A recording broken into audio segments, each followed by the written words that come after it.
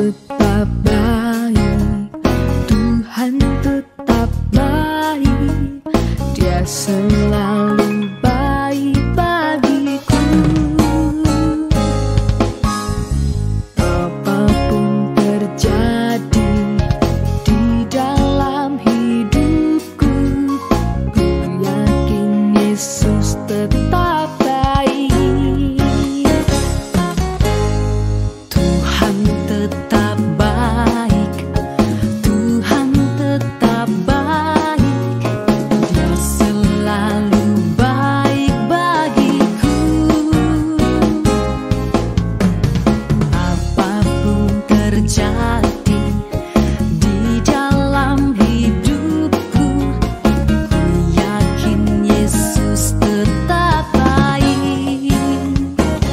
Perbuatannya besar, selalu Dia nyatakan, damai sejahtera Dia limpahkan. Hari demi hari Dia turut menanggung, ku cinta Yesus mempelaiku. Tuhan tetap baik, Dia selalu baik, Yesus tetap baik. Tuhan tetap baik, Tuhan tetap baik, Dia selalu baik bagiku. Apapun terjadi di dalam hidupku, ku yakin Yesus tetap baik. Perbuatannya besar, selalu Dia nyatakan, damai sejahteranya Dia limpahkan. Hari demi hari Dia turut menanggung, ku cinta Yesus mempelaiku. Perbuatannya besar, selalu Dia nyatakan, damai sejahteranya Dia limpahkan. Hari demi hari Dia turut menanggung, ku cinta Yesus mempelaiku. Ku cinta Yesus mempelaiku, mempelaiku, mempelaiku.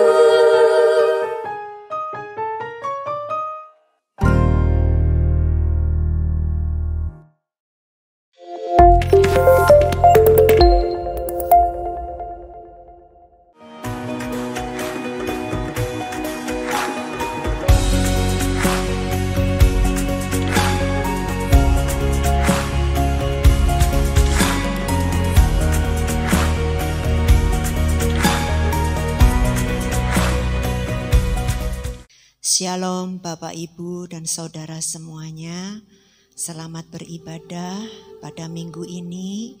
Meskipun kita berjauhan satu dengan yang lain, kita beribadah di rumah masing-masing karena masih online, tetapi kita percaya bahwa Tuhan hadir di tengah-tengah kita. Sebelum kita masuk dalam ibadah, mari kita satukan hati, kita bersama-sama, kita berdoa kepada Tuhan.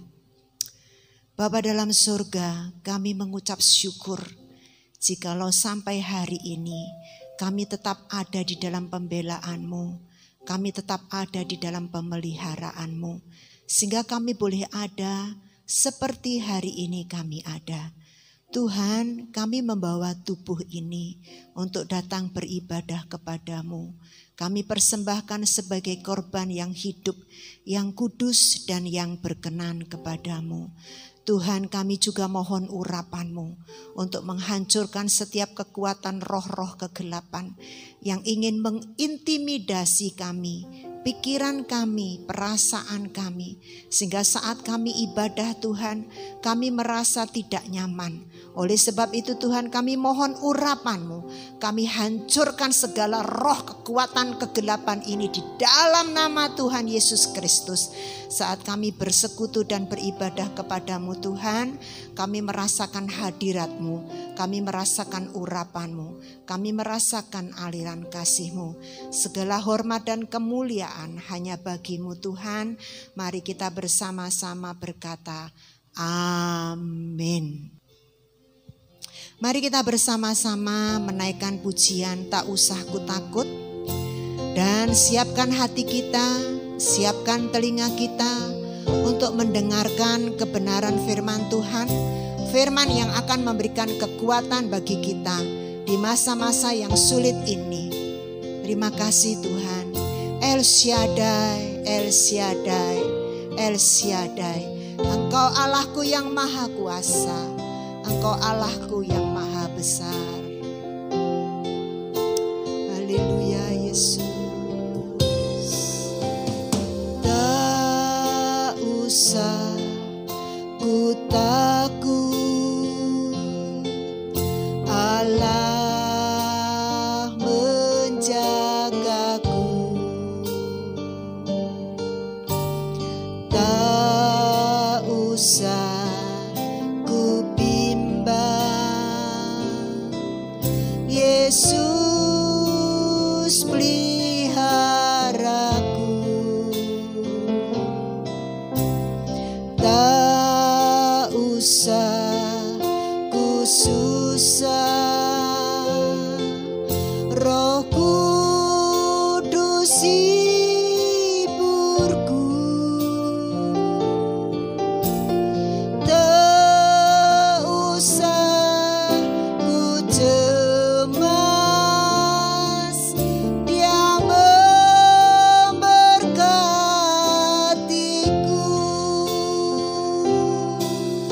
El Shaddai, El Shaddai, Allah Maha Kuasa. Dia besar, Dia besar.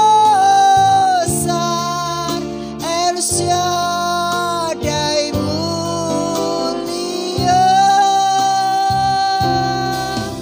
El Shaddai, El Shaddai,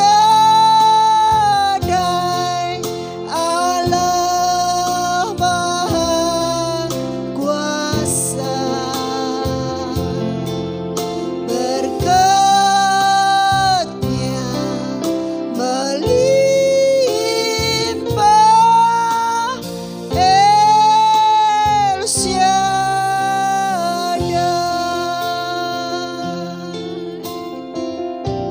Syukur Tuhan. Terima kasih Yesus. Haleluya.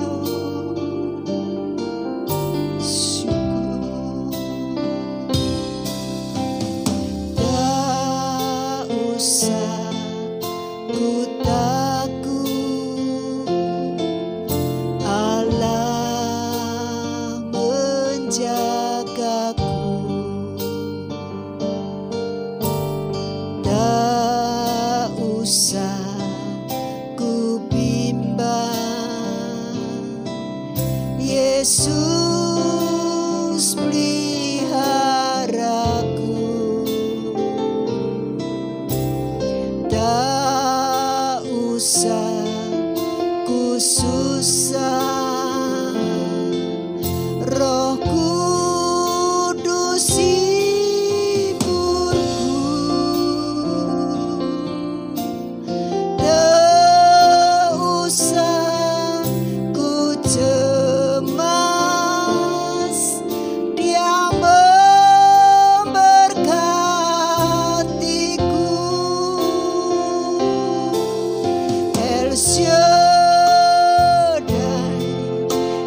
Shaddai,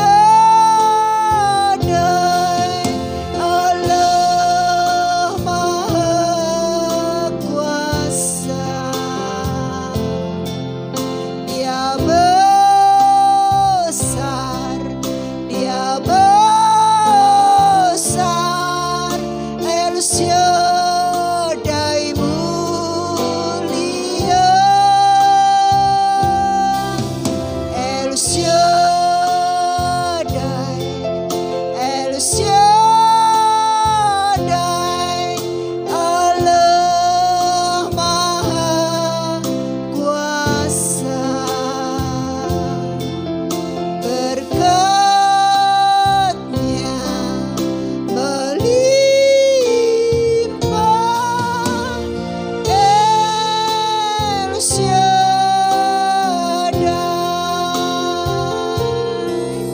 El Shaddai,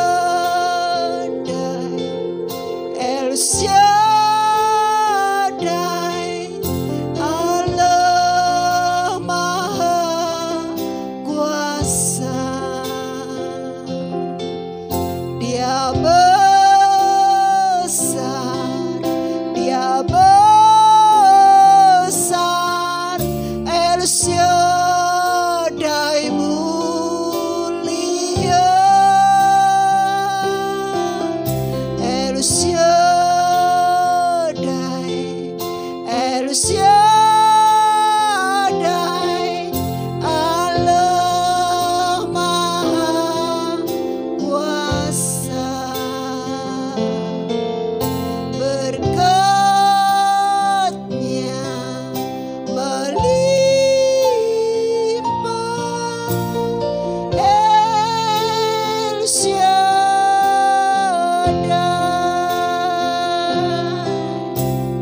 Syukur Tuhan. Pujilah namamu Yesus. Terpujilah namamu Yesus. Haleluya. Syukur Tuhan, terima kasih. Terima kasih Bapa. Engkau adalah Allahku El Shaddai, Allah yang maha besar, Allah yang maha kuasa. Tuhan, kami mengucap syukur jikalau sebentar lagi kami akan mendengarkan firman-Mu. Tuhan, berikan kami telinga yang mendengar dan hati yang percaya akan setiap kebenaran firman-Mu. Juga berkati kami hati yang baik dan subur. Saat benih firman itu tertabur dalam hati kami, firman itu tumbuh dan menghidupkan iman kami Tuhan. Sehingga kami boleh terus bertekun bersama dengan Engkau, mempercayai setiap kata firman-Mu dalam kehidupan kami. Urapi hamba-Mu yang akan menyampaikan kebenaran firman-Mu Tuhan, sertai dengan roh hikmat dan wahyu-Mu, dan kami siap mendengarkan firman-Mu. Hanya di dalam nama Tuhan Yesus Kristus kami mengucap syukur dan berdoa. Haleluya. Amin. Shalom jemaat Tuhan yang kekasih. Saya percaya saat ini kita dalam kondisi baik. Walaupun saudara ibadah di rumah masing-masing, tapi saya percaya bahwa kehadiran Tuhan tetap nyata dalam kehidupan kita. Saat ini kita akan sama-sama mendengar kebenaran firman Tuhan dengan sebuah tema hikmat untuk hidup sukses. Saudaraku, saat-saat ini mungkin dengan musim pandemi yang sedang melanda negeri dan bangsa-bangsa, sesuatu hal yang sangat sukar didapat ketika kesukaran-kesukaran, kesulitan-kesulitan, halangan-halangan yang begitu banyak merintangi kita untuk hidup sukses. Tapi saya percaya bahwa bersama Tuhan kita selalu melakukan perkara-perkara yang besar. Amin, saudaraku. Walaupun dalam saat-saat ini kita mungkin agak enggan untuk melakukan sebuah pekerjaan karena batasan-batasan yang sedang dilaksanakan oleh pemerintah. Tapi saya percaya bahwa Tuhan sanggup melakukan segala perkara dalam kehidupan kita. Saudaraku, hikmat untuk membawa hidup sukses adalah sesuatu yang diidam-idamkan. Semua orang punya pengertian yang sama. Bagaimana sukses adalah suatu perilaku dengan benar dan mampu menempatkan diri sebaik-baiknya. Itu adalah sukses. Definisi sukses terlalu banyak, saudaraku. Ada orang yang berkata bahwa sukses adalah jika kamu terus mencoba dan pantang menyerah sampai engkau mendapatkan, itu adalah namanya sukses, saudaraku. Pada saat ini kita, selama bulan ini, gereja Tuhan berbicara tentang karakter ilahi dalam pekerjaan. Dan tema di minggu ini yaitu tentang hikmat untuk hidup sukses. Bapak Gembala sidang kita selalu mengutip kalimat ini dan berulang-ulang. Dan saya ingat perkataan ini. Kepandaian membuat orang itu naik ke atas. Tetapi karakter membuat orang tetap di atas. Saya ulang. Kepandaian membuat orang naik ke atas. Tetapi karakter membuat orang tetap di atas. Saudaraku, kecerdasan seseorang bisa membuat orang itu berhasil. Tetapi keberhasilan akan tetap terus ketika orang itu memiliki karakter ilahi. Dan kita mau belajar saat ini, saudaraku, bagaimana kita sebagai orang percaya tetap di atas, tetap mengalami kebaikan Tuhan. Walaupun saat ini kita sedang mengalami sesuatu yang tidak nyaman di dalam semua pekerjaan kita, dalam semua bisnis kita. Tetapi mari kita mau sama-sama terlebih dahulu kita baca dalam Amsal pasal ke-24. Ayat yang ke-30 sampai ke-34. Amsal pasal 24. Ayat 30 sampai 34. Aku melalui ladang seorang pemalas dan kebun anggur orang yang tidak berakal budi. Lihatlah, semua itu ditumbuhi onak. Tanahnya tertutup dengan jeruju dan temboknya sudah roboh. Aku memandangnya, aku memperhatikannya, aku melihatnya dan menarik suatu pelajaran. Tidur sebentar lagi, mengantuk sebentar lagi, melipat tangan sebentar lagi untuk tinggal berbaring. Maka datanglah kemiskinan seperti seorang penyerbu dan kekurangan seperti orang yang bersenjata. Saudaraku, di Amsal ini mengatakan, aku melalui ladang seorang pemalas dan kebun anggur yang tidak berakal budi.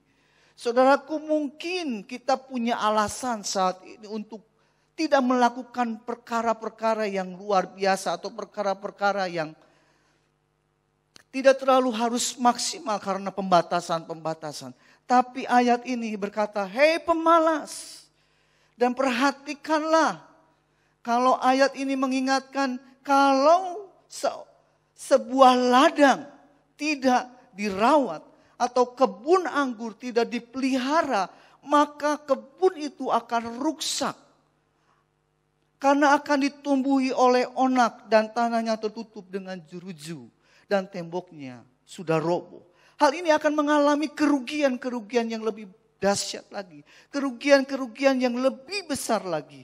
Oleh karenanya, walaupun kondisi saat ini kita mungkin sedang tidak baik melakukan segala sesuatu. Tetapi kita perlu merawat dan memeliharanya. Supaya ladang itu tidak atau tembok itu tidak menjadi roboh. Karena kita percaya dalam kondisi saat ini kita untuk bertahan saja sudah bersyukur. Tetapi saudara percayalah bahwa dalam kondisi apapun juga Tuhan selalu bekerja dalam kehidupan kita. Tuhan turut bekerja di dalam kehidupan kita. Saudaraku, mari kita memperhatikan. Kalau seorang pemalas, mungkin kita punya alasan, berbagai macam alasan untuk tidak melakukan sesuatu yang luar biasa. Tetapi percayalah bahwa kalau kita mulai enggan, mulai malas, bagaimana kita mau berhasil? Bagaimana kita bisa sukses? Memang kecerdasan itu, kata Albert Einstein mengatakan bahwa itu tidak memiliki peranan yang begitu luar biasa. Tetapi proses untuk terus melakukan sebuah tindakan. Itulah yang membuat kita bisa melihat karya Tuhan di dalam kehidupan kita. Saudaraku, Amsal dengan jelas bahwa orang yang tidak merawat, tidak memelihara ladangnya atau mungkin kebun anggurnya, maka akan rusak dan roboh dan kita akan mengalami kerugian. Maka ayat itu menyatakan biarlah itu seperti seorang yang datang menyerbu kita dan kita kekurangan senjata, saudaraku. Sehingga kita semakin terpuruk saat ini. Ada berapa banyak kita di dalam kehidupan kita, baik orang percaya, di masa pandemi ini, ada banyak hal-hal yang membuat kita keteteran dalam berbisnis atau dalam pekerjaan. Kita dikurangi jam kerja kita. Dan kita mulai khawatir apa yang akan terjadi. Tetapi percayalah, orang yang mengusahakannya, orang yang terus berusaha, maka dia akan mengalami kebaikan Tuhan. Amsal 6, saudaraku, ayat yang ke-6 sampai ayat yang ke-8 mengingatkan kita yang mulai enggan atau malas. Hei pemalas, kata ayat yang ke-6, pergilah kepada semut, perhatikan lakunya dan jadilah bijak. Biarpun tidak ada pemimpinnya, pengaturnya, atau penguasanya, ia menyediakan roti di musim panas dan mengumpulkan makanannya pada waktu panen. Saudaraku yang kekasih, mari kita ketika kita mulai enggan, mulai malas, karena memang mungkin kondisi yang membuat saudara mulai enggan untuk melakukan segala sesuatu, atau karena ketakutan-ketakutan yang sedang melanda kita. Mari kita perhatikan seperti seekor semut. Amsal ayat 6 ini mengingatkan, hei pemalas, pergilah kepada semut. Saudaraku, pada saat ini kita mau belajar kepada semut, saudaraku. Dan kita mau melihat bagaimana seandainya semut menjadi mentor kita. Karena saudaraku, kenapa semut menjadi mentor? Karena ternyata di dalam Amsal 30 ayat yang ke-24, saya tidak tampilkan di PowerPoint. Semut adalah bagian dari 4 binatang yang terkecil di bumi, tetapi sangat cekatan. Semut ini kategori binatang yang kecil, tetapi semut ini termasuk binatang yang cekatan. Pandai, cepat mengambil tindakan. Cerdik cekatan, saudaraku. Nah, saat ini kita mau belajar kepada seekor semut yang kecil. Karena Amsal berkata, perhatikanlah lakunya dan jadilah bijak. Ketika saya pelajari dan mempelajari kelebihan-kelebihan semut, ternyata terlalu banyak semut kelebihannya. Kelebihan-kelebihan semut itu ternyata banyak. Ketika saya perhatikan perilaku semut, oh luar biasa. Terlalu banyak perilaku tindakan semut yang cekatan itu. Oleh karenanya, karena waktu yang terbatas, saya akan berbagi 3 hal saja. Perilaku keistimewaan semut. Kenapa saya katakan semut menjadi mentor kita? Walaupun binatang ini kecil, tetapi dia adalah binatang yang cekatan.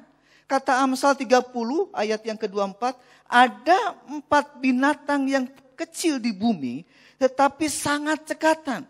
Yang pertama semut, yang kedua pelanduk, yang ketiga belalang, yang keempat cecak. Dan saat ini kita mau belajar kepada semut, saudaraku. Sesuatu yang istimewa, karena saya ambil kenapa semut menjadi mentor kita. Yang pertama adalah hidup semut adalah hidup yang berkelompok, berkoloni. Semut merupakan serangga kecil yang dikenal sebagai serangga sosial. Dengan koloni dan sarang-sarangnya yang teratur, beranggotakan ribuan semut per koloni. Saudaraku, ternyata semut ini hidup tidak sendirian. Hidup yang bersosial, berkoloni, banyakan saudaraku. Dan inilah hidup yang mulai saling melengkapi satu sama lain. Hidup yang berkelompok, tidak sendirian. Ternyata saudaraku, di dalam Ulangan pasal yang ke-32 ayat yang ke-30a, bagaimana mungkin satu orang dapat mengejar 1.000 orang dan 2 orang dapat membuat lari 10.000 orang. Satu orang dapat mengejar 1.000. Tetapi 2 orang, kata Ulangan pasal 30, itu bisa membuat lari 10.000. Kelipatannya banyak sekali. Ternyata kalau satu orang hanya bisa mengalahkan 1.000. Tetapi kalau 2 orang, 10.000. Nah, semut adalah binatang yang berkoloni, bersosial, berkelompok. Dan jumlahnya tidak sedikit, banyak. Beranggotakan ribuan semut. Satu koloni itu beribuan, semut itu berkelompok. Dan inilah yang membuat semut bisa mengatasi setiap persoalan dalam kehidupan kita. Seberapa banyak kemampuan kita untuk hidup sendirian? Seberapa banyak kemampuan kita? Tetapi kalau kita bisa berkelompok, bisa bersosial seperti semut ini, dia bisa melakukan kelipatan yang luar biasa.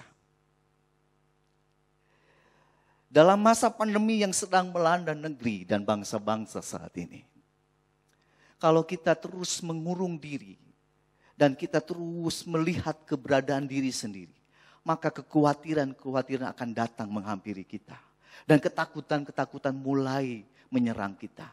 Tetapi kalau kita punya teman seiman atau di kelompok sel yang ada, kita akan saling menguatkan satu sama lain.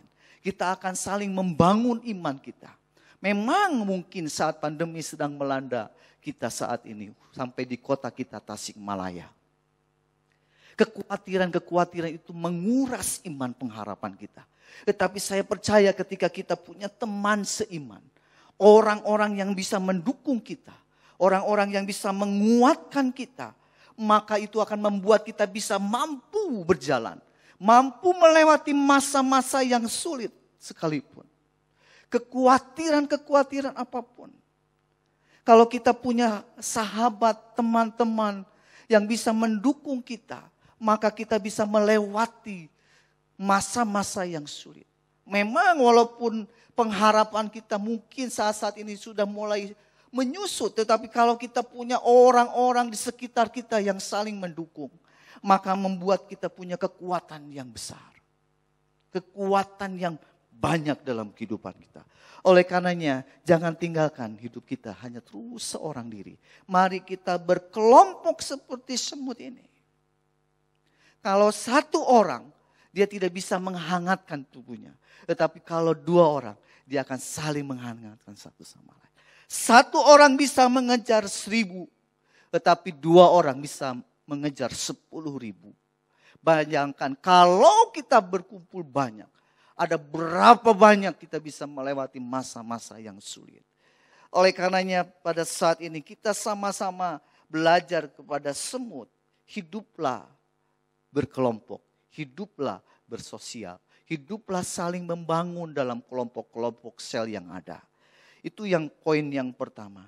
Poin yang kedua adalah kenapa semut menjadi mentor kita? Karena semut mampu mengangkat beban. Saudaraku, ternyata semut adalah binatang yang mampu mengangkat beban lebih dari beban bobot berat badannya. Ternyata semut adalah binatang yang mampu, walaupun ukuran tubuhnya yang relatif kecil, semut adalah termasuk hewan yang terkuat di dunia. Semut jantan mampu menompang beban dengan berat 50 kali lipat dari berat badannya sendiri. Ternyata semut itu punya kemampuan, dia bisa mengangkat beban lebih dari berat bebannya 2 kali berat beban semut itu sendiri. Bisa sampai 50 kali lipat.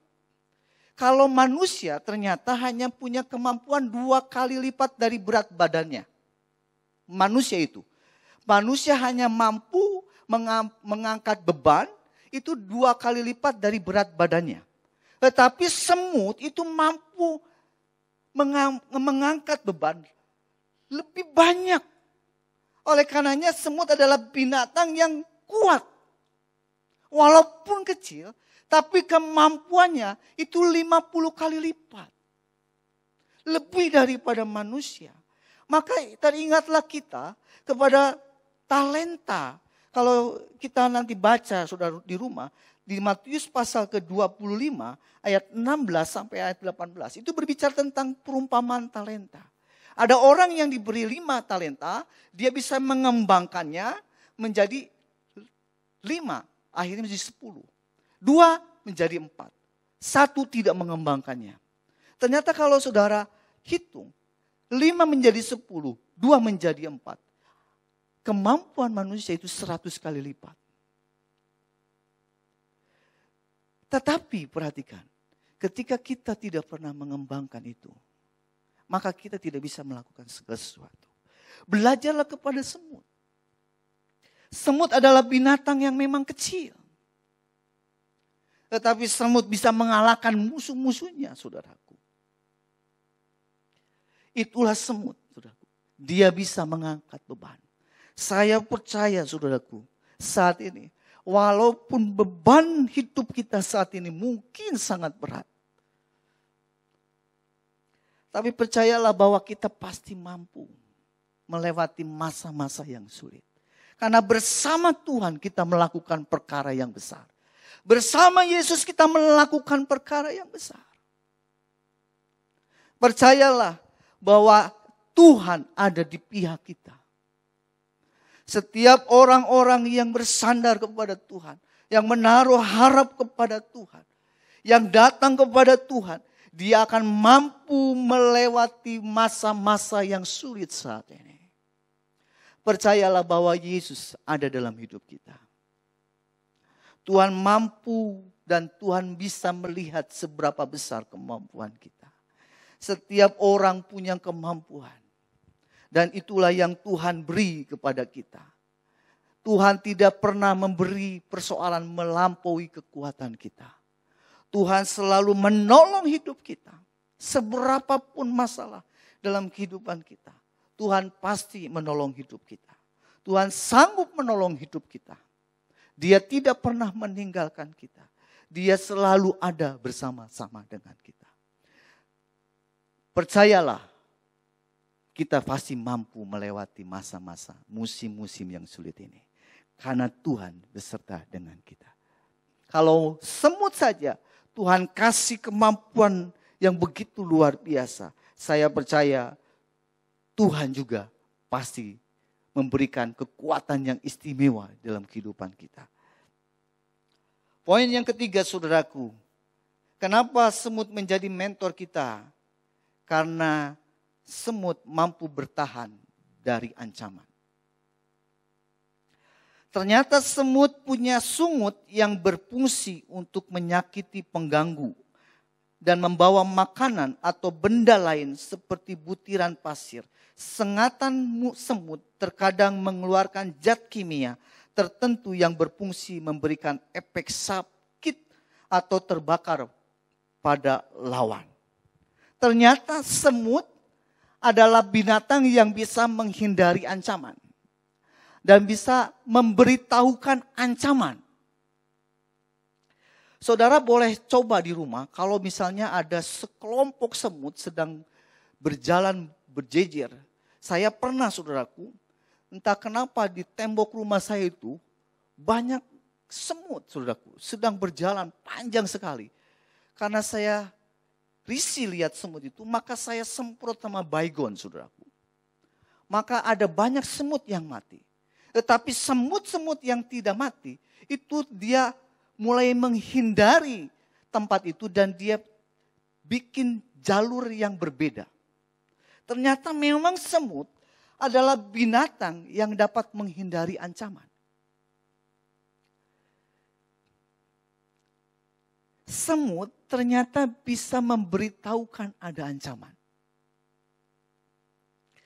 Dan setiap kita pun, saya percaya, Tuhan menjadikan kita manusia yang super luar biasa.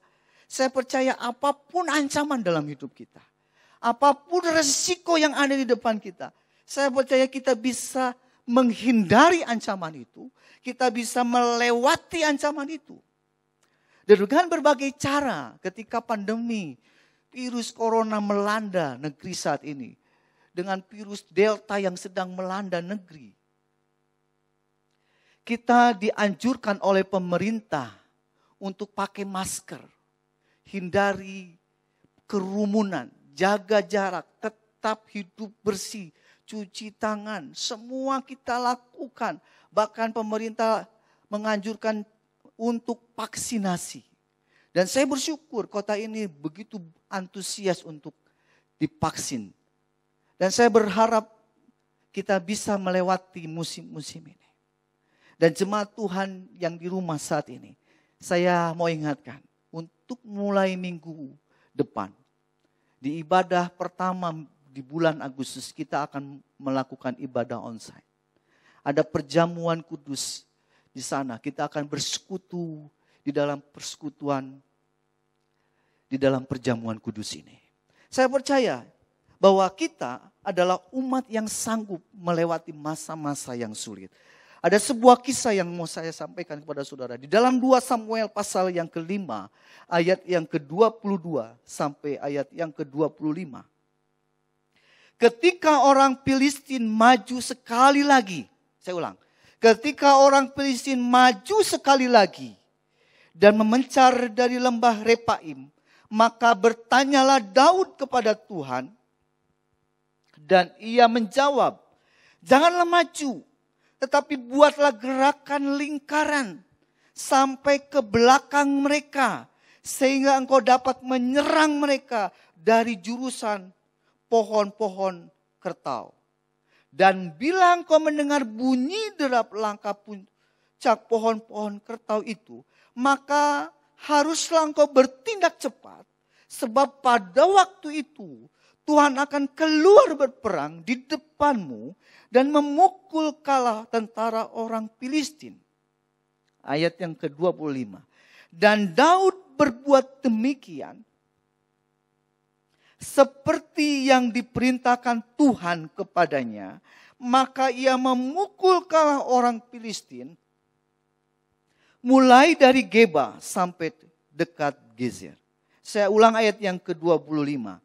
Dan Daud berbuat demikian seperti yang diperintahkan Tuhan kepadanya, maka ia memukul kalah orang Filistin mulai dari Geba sampai dekat Gezer. Saudaraku, kalau saudara baca ayat pasal 5 keseluruhannya, maka saudara akan menemukan ini bukan peperangan yang pertama yang dialami Daud. Ini yang kedua kalinya sejak dia diurapi menjadi raja atas Israel. Ternyata ketika orang Filistin mendengar bahwa Daud diurapi menjadi raja atas Israel, maka orang Filistin itu menyerang Daud. Tetapi peperangan yang pertama, Daud menang.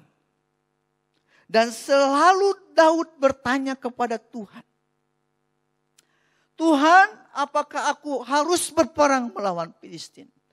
Ketika peperangan pertama yang akan Daud lakukan melawan orang Filistin setelah dia diurapi jadi raja atas Israel. Tuhan berkata, lawan, berperanglah, maka aku akan memberikan kemenangan. Maka Daud pergi berperang. Saudaraku, kalau saudara baca ayat ini dengan sungguh-sungguh, ketika Daud berseru dan berdoa kepada Tuhan, Tuhan berbicara kepada Daud. Dan Daud mendengar Tuhan berkata, pergi berperanglah.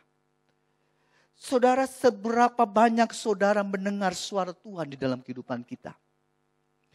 Ketika kita berdoa kepada Tuhan dan kita bertanya kepada Tuhan, seberapa peka, sensitifnya pendengaran kita akan suara Tuhan.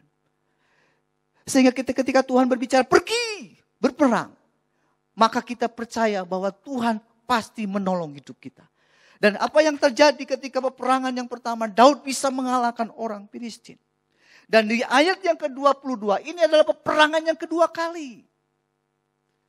Seringkali kita ketika kita bisa mengatasi persoalan yang pertama, maka peperangan yang kedua, persoalan yang sama mungkin, kita tidak usah bertanya lagi kepada Tuhan. Tetapi Daud ketika diperhadapkan persoalan yang sama, peperangan yang sama, dia tidak sekonyong-konyong langsung berperang melawan orang Filistin. Tetapi Daud selalu bertanya kepada Tuhan. Dan dia selalu berseru kepada Tuhan. Dan ketika Daud akan menghadapi peperangan yang kedua melawan orang Filistin yang sama. Yang dia pernah kalahkan. Dia bertanya kepada Tuhan. Dan Tuhan bilang kepada Daud, pergi berperang. Tetapi caranya berbeda. Dia tidak berhadapan langsung. Tetapi Tuhan menyuruh supaya mereka orang-orang Israel supaya berkeliling. Melingkari sampai ke belakang orang Filistin. Berkeliling, berbeda caranya. Ternyata setiap persoalan yang melanda kita, jangan merasa diri kita pintar. Karena kata Albert Einstein, kecerdasan itu persentasinya kecil. Tetapi pengalaman-pengalaman itu, penelitian-penelitian itulah yang membuat keberhasilan terjadi. Pengalaman-pengalaman bersama dengan Tuhan, itulah yang menentukan keberhasilan kita. Hikmat yang daripada Tuhan, itulah yang membuat kita bisa berhasil dalam kehidupan kita.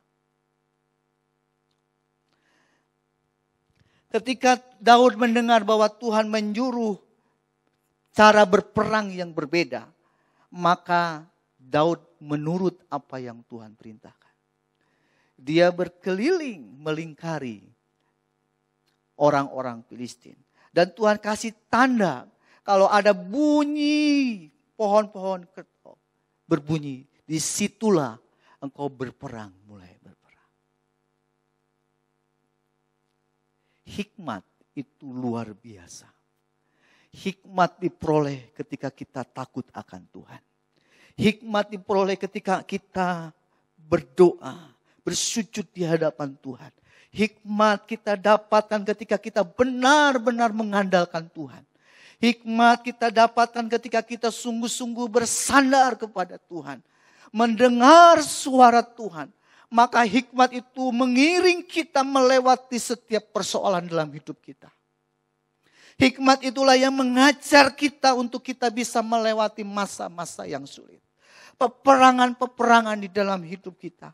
Seperti Daud ketika dia diperhadapkan dengan orang Filistin untuk berperang kedua kalinya.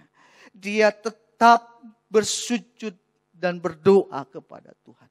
Minta hikmat daripada Tuhan. Minta pengertian daripada Tuhan untuk dia bisa melewati masa-masa yang sulit.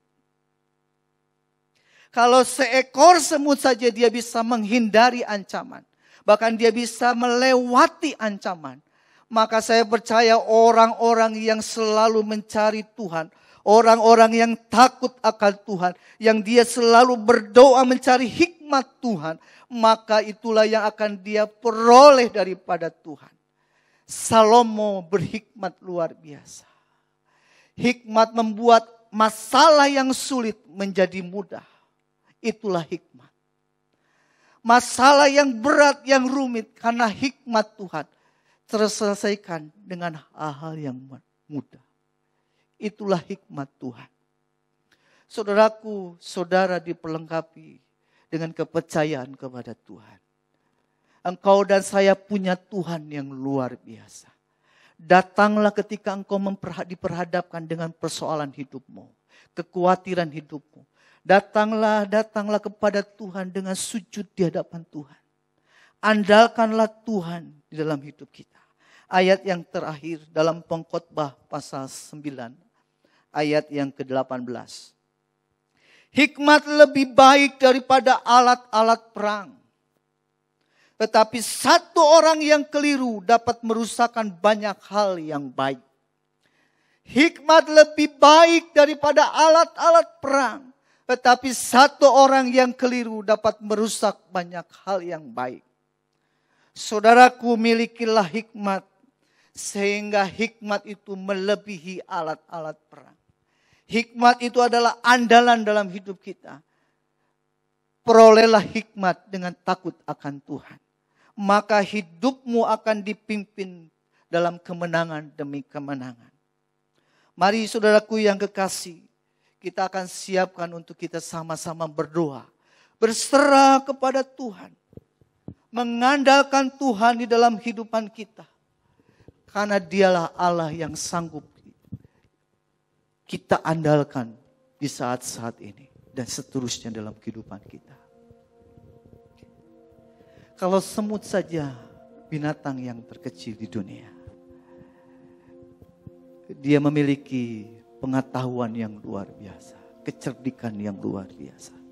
Saya percaya setiap kita memiliki hal yang lebih lagi. Mari kita sujud di hadapan Tuhan. Syukur Tuhan, terima kasih buat firman-Mu yang meneguhkan kami. Di masa-masa yang sukar Tuhan, Kau tidak pernah meninggalkan kami dan membiarkan kami. Kau senantiasa menyertai kehidupan kami. Engkau adalah gembala kami Tuhan. Terima kasih Yesus. Terima kasih, terima kasih. Syukur Tuhan, terima kasih. Syukur.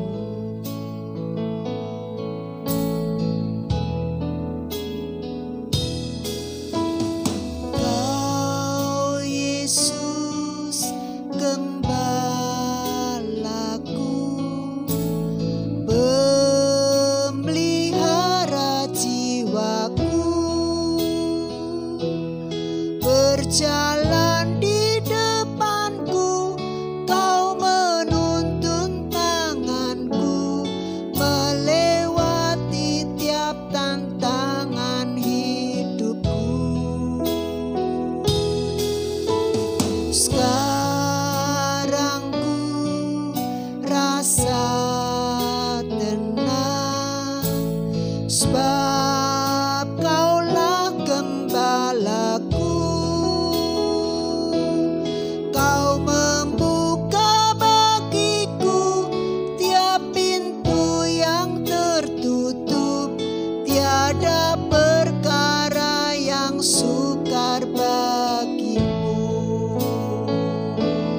Selalu ada jalan padamu Yesus mempelaiku.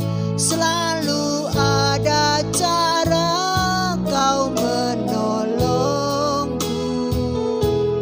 Caramu membela dan memeliharaku. Sungguh ajaib ku rasakan.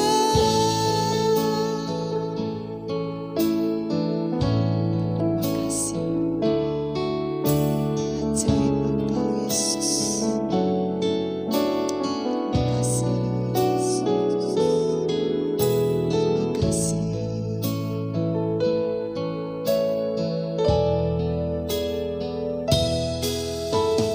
Kau Yesus gembalaku,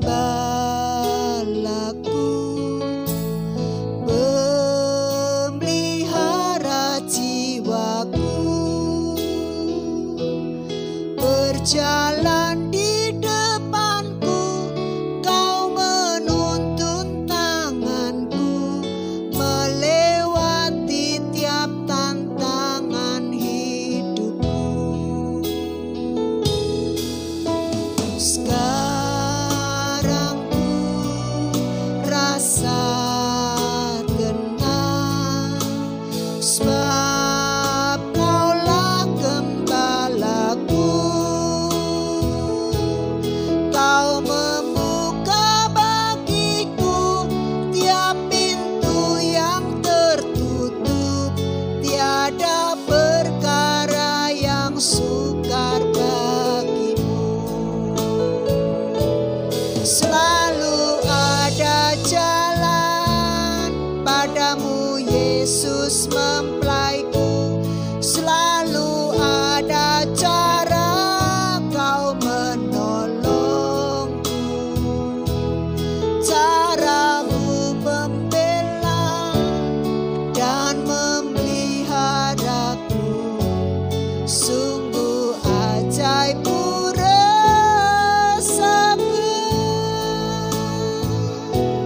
selalu ada jalan. Padamu Yesus mempelaiku, selalu ada cara Kau menolongku. Caramu membela dan memeliharaku, sungguh ajaib ku rasakan. Sungguh ajaib ku rasakan. Syukur Tuhan, terima kasih. Syukur, terima kasih. Syukur Tuhan. Terima kasih Yesus. Caramu membela, memelihara kehidupan kami. Di masa-masa yang sukar ini Tuhan, Engkau adalah gembalaku, mempelai priaku yang menggembalakan setiap kehidupan kami pribadi lepas pribadi, yang tidak pernah membiarkan kami, tidak pernah meninggalkan kami sendiri. Sehingga Tuhan, di saat masa-masa yang sukar, Tuhan, Engkau tidak pernah meninggalkan kami. Tuhan, kami mau belajar untuk terus bersekutu denganmu. Saat kami mengandalkan Engkau Yesus, ada hikmat-Mu yang Kau berikan kepada kami, sehingga kami bisa keluar dari segala kesulitan-kesulitan yang kami hadapi. Terima kasih Tuhan buat firman-Mu, firman-Mu yang meneguhkan kami, supaya kami bukan menjadi pemalas Tuhan. Tetapi di masa-masa yang sukar ini, kami terus bersemangat, iman kami terus membara dan bersekutu denganmu Tuhan. Saat kami membangun persekutuan denganmu, Engkau terus memberikan kami firman-Mu untuk meneguhkan kami melewati masa-masa yang sulit dan sukar ini. Sehingga kami keluar sebagai pemenang, bahkan kami keluar lebih dari pemenang. Terima kasih Tuhan, kami mengucap syukur. Terima kasih Tuhan, kami mengucap syukur. Segala hormat dan kemuliaan hanya bagi-Mu. Hanya di dalam nama Tuhan Yesus Kristus kami mengucap syukur dan berdoa. Haleluya, amin. Terima kasih Tuhan, kami mengucap syukur. Saudaraku yang kekasih, bukalah hatimu, terimalah limpah berkatnya dari Allah Bapa Surgawi, kasih sayangnya dari Tuhan kita Yesus Kristus, dengan persekutuan kuasa Roh Kudus menyertai kehidupan saudara mulai saat ini sampai Maranatha. Pulanglah di dalam karunia kasih kemurahan Tuhan. Haleluya. Amin. Tuhan Yesus memberkati. Sampaikan persembahan saudara seperti biasa. Tuhan Yesus memberkati.